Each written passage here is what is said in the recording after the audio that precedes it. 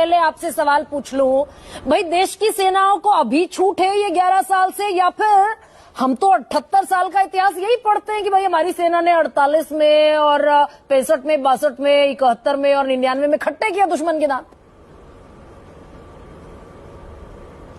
देखिए, अब एक नई परंपरा शुरू हुई इस देश के अंदर, ये कहां तक जाएगी किसी को मालूम नहीं, कि अपने से पहले के सारे प्रधानमंत्रियों का अपमान करिए, उनको बेइज्जत करिए, उनको डिस्क्रेडिट करिए और उनको धूल में मिला दीजिए और सिर्फ अपने बारे में कहिए मैं हूं, मैं हूं, मैं हूं, मैं। ये पहले कभी नहीं होता था। मैंने अटल बिहारी वाजपेयी का समय भी देखा, मैंने एच.डी. देवेगौड़ा, नरसिम्हा राव, मनमोहन सिंह का भी समय देखा। कभी मनमोहन सिंह ने अटल बिहारी वाजपेयी की बेइज्जती नहीं की।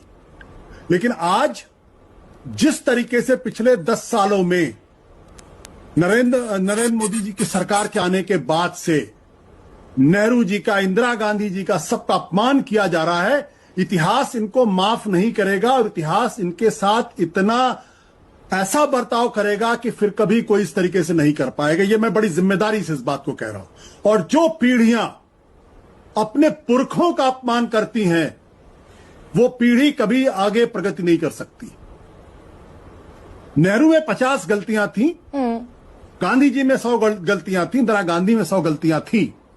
लेकिन ये लोग कहां थे जब वो कुर्बानियां दे रहे थे? अपनी बिलों में छुपे हुए थे। ये लोग मुखबिरी कर रहे थे। शर्म नहीं आती?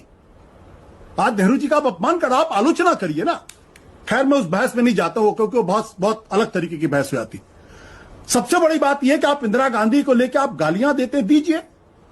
यह बताइए कि आप 9 एयरफील्ड पर हमला करके आप अपनी पीठ थपथपा रहे हैं, जिस इंदिरा गांधी ने पाकिस्तान के 2 टुकड़े करा दिए।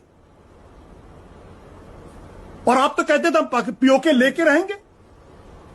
क्यों नहीं लिया भाई आपने? कितनी युद्धबंदी आपने बनाए? और आप तो ये कहते रहे कि नॉन एस्केलेटरी है, मेजर्ड है, ये आप कह रहे थे। आशुतोष जी, मैं आपके लिए 2 मिनट प्रोग्राम एक्सटेंड कर रही हूं।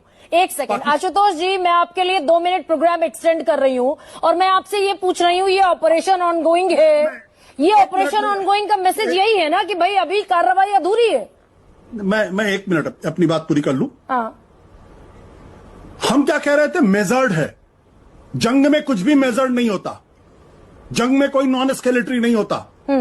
जंग के अंदर शत्रु को जमीन में गाड़ा जाता है, इसके अलावा कुछ नहीं होता। जंग में फौज को, शत्रु की फौज को इन्फॉर्म नहीं किया जाता कि हम जी आतंकवादियों के गड्ढे हमने तबाह किए हैं, आप पे हमने हमला नहीं किया है।